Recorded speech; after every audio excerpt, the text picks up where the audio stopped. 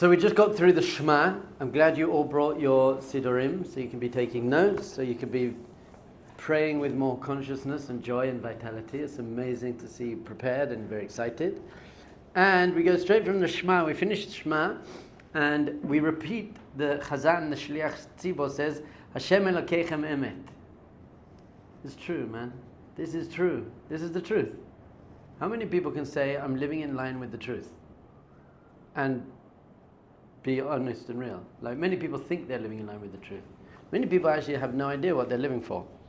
But to be able to actually know that what I'm doing, how do you know it's true? How do you know what you believe is true? How do you know what you believe is true? I don't know. Do you believe you have a soul?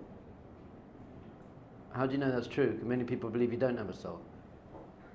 So how do you know that's true? Torah. How do you know Torah is true? Through Torah.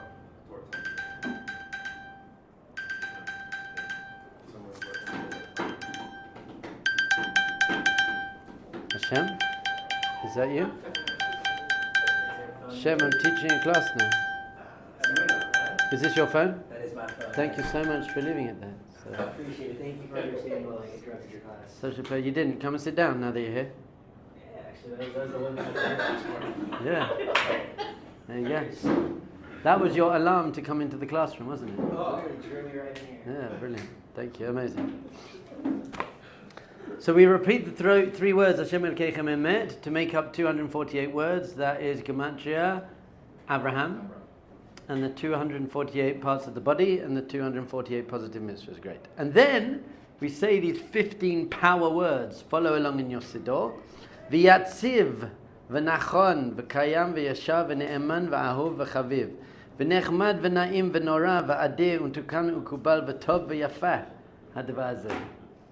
Is this one of your favorite parts of Shachris? Everyone, are you just like, this is so good? I'm just saying, let's read it in English. And certain and established and enduring and fair and faithful and beloved and cherished and desirable and pleasant and awesome and powerful and correct and accepted and good and beautiful is this. If your Judaism and your relationship to God and Torah is not certain, established, enduring, fair, faithful, beloved, cherished, desirable, pleasant, awesome, powerful, correct, accepted, good, and beautiful, you're not doing it right. It's meant to be beautiful. You're meant to be walking around and just thinking, oh my goodness, life is beautiful. It's a beautiful world. It's a beautiful life. Halacha is beautiful. It's a guidebook to everything I need in my life. It's beautiful. Is your life beautiful? Do you find it beautiful? Or is it like a chore and I got to do it? Or is it nora and adir? It's powerful and awesome. Just this what is this declaration? The basic declaration is everything we've been saying in the Shema up until now. Hashem Elokeinu Hashem Echad. That's important. Torah, how powerful Torah is to change your life, to refine you. How pleasant it's meant to be. Derachecha darkei noam. Its pathways are beautiful and sweet. So once again, if you're living a religious Torah life but you're not finding it sweet, it's not your fault.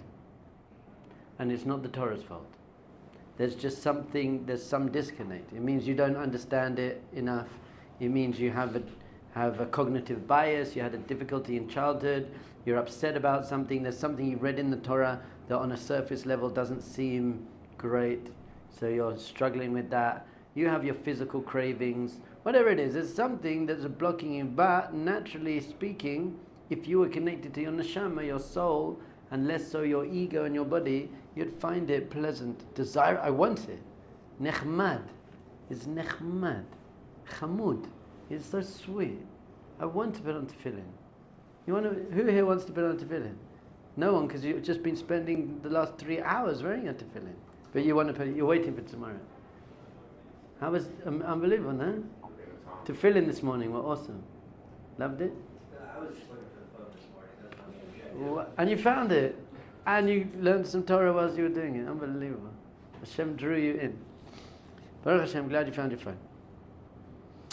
So here's one of my favorite stories about how beloved learning. Once you understand what it is, once you get it in any area of life, if you want to excel, then you love the rules and you love the instructions and you love your teacher. I love all my martial arts masters. They beat me up a lot, but I loved them. I respected them. They were very cool. So I was like, this is great. So there's a famous Talmud Hacham, a wise man called Aizil Harif. And he was called Harif because he was very strong, very sharp, and an amazing man. And he was looking for a wife, a son for his daughter, a groom for his daughter. So he went to the top yeshiva at the time, and he got the most complicated Talmudic question he could find. And he was like, it says in this Masechta this, and Tosfos and Rashi, and he said, I'm going to ask it to all the Bachrim in the yeshiva, and then see who can answer it, and whoever can answer it, they'll qualify to be able to date my wife. So he went to the top yeshiva, and he sat down with all the top Bachrim, and he asked them, and they just couldn't answer the question. They just have no idea. And he's like, okay, I don't know how I'm going to find a groom for my daughter. So he got back in his carriage about 200 years ago, 150 years ago, got back in his carriage, starts riding away, and suddenly this guy starts running out of the yeshiva towards him. He's like, Rabbi, come back. So the rabbi stops and he thinks, oh my goodness, the kid's he's actually worked out the answer. And the kid said to him, look, I don't know the answer, but you can't just leave us with the question. I can't fall asleep. I can't do anything. What? Just let me know the answer. And he said, you can date my daughter. Because it's not all about knowing the answer, it's about wanting the answer. You involved. This is why when I taught you Gemara for that 2 times, I'm like, what's the question? It's got to bother you. If it's not bothering you, then you're not in the game. You got to be in the game. You got to get involved. Why does Rabbi Akiva say you can build a sukkah on a boat? Is that okay? Are you all right with that? You can't fall asleep if you don't know the answer. You got to be involved in your Gemara. So once you understand it, that is awesome and pleasant, desirable, good, accepted. So these 15 words should be like emblazoned in your consciousness. These are the words you want to live with. V'yatziv, v'nachon, v'kayam, v'yashar. It's straight. This is straight path. The word Israel. This is Yashar Kel, straight to Hashem. Ne'eman, faithful. It's good. You should be faithful to it. It's faithful to you. V'ahuv, it's beloved. V'chaviv. Now, it does mean, by the way, that you have to find what you love. Not everyone loves studying Gemara. So if that's not, it's very, very important, even if you don't love it, to study it. Because if you don't know how to study Gemara, you haven't refined your thinking enough to study anything else. So at least the Gemara is helping you think like Rashi. So then you can learn Musa, Chassidut, Halacha. Everyone's got their different chelek, what they are particularly drawn to. The Arizal says you have a different neshamas. Some people are Gemara neshamas, Mishnayos. So you got to find your place, but you got to learn them all because they all complement each other. But you got to work out what's beloved to me, desirable, pleasant, awesome, powerful, great. Especially if you're going back to Morocco for Pesach.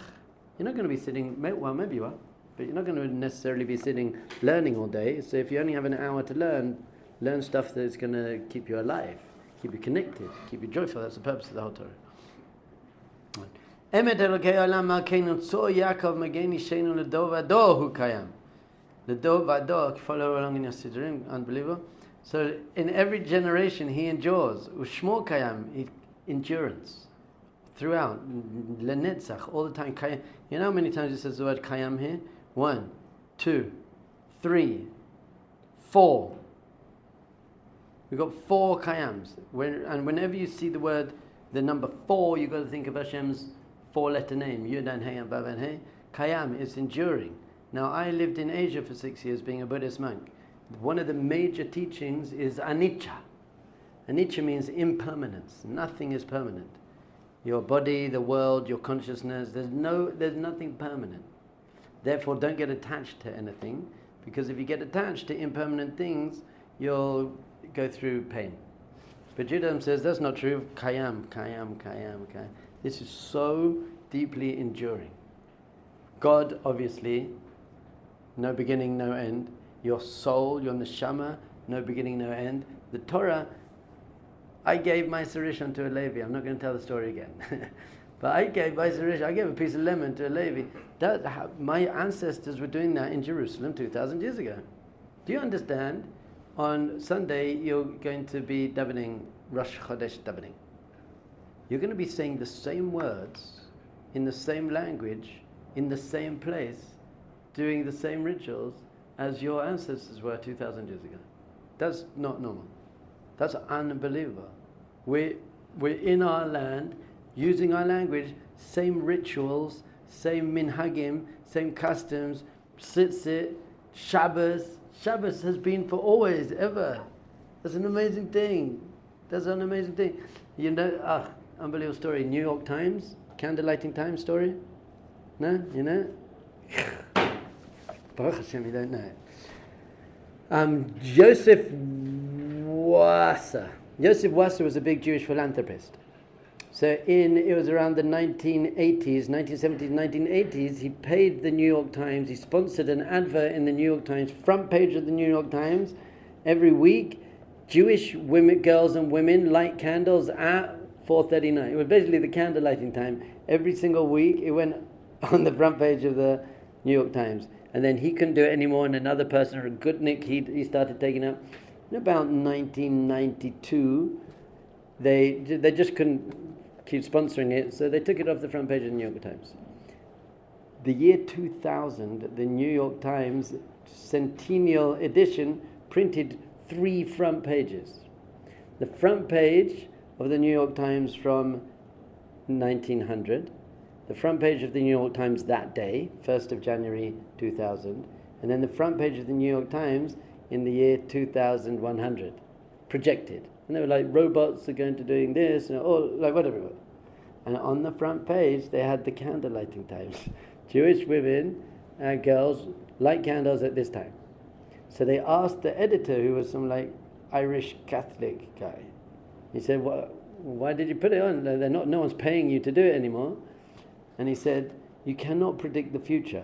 No one knows what's going to be happening in 100 years from now, apart from one thing. You know for a fact that in 100 years from now, Jewish women and girls are going to be lighting Shabbos candles.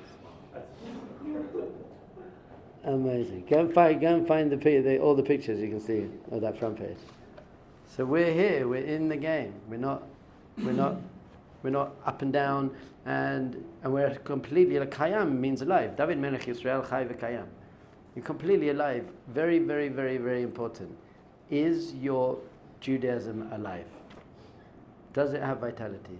Because we said this section, we've gone through the physical, the emotional. This is really the intellectual declaration of faith. Shema Yisrael Hashem Elokeinu Hashem Echad. But if you're it's an intellectual, I believe in God and I believe in the Torah, but there's no fire, there's no life in it. It's good, it's better than nothing, but it's a body without a soul. So you've got to find the soul, you've got to find the meaning, you've got to see that this has taken us throughout all the generations, throughout Spanish Inquisitions and crusades and pogroms and Holocaust. Everyone's just keeping Shabbos. You've got these Jews like hiding, keeping Shabbos in Bergen-Belsen. I tell you, when we do the Pesach preparation, how they made matzah in Bergen-Belsen, and they saved a little bit of flour and they cooked it, and unbelievable lit Hanukkah candles, Bergen-Belsen, little piece of like butter with they got some potatoes and cut out a piece of potato and put some butter in it, and got a piece of string from their thing and made a Hanukkah candle, and amazing stories. They're taking us throughout the generations, exile, few in number, hated, killed, but we just stick to it. When you stick to our rules, our minhagim, our beliefs, we're hanging on to our beliefs. We die for our beliefs. That's why we're still here, and greater and bigger and better than we ever have been. Just take it, it's seen us through. All of morality comes from the Torah, basically. That's where it came from.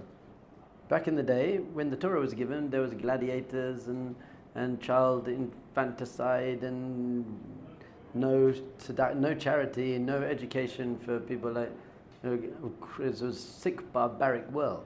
The Torah came and brought the basic moral basis for the whole of society up until this very day.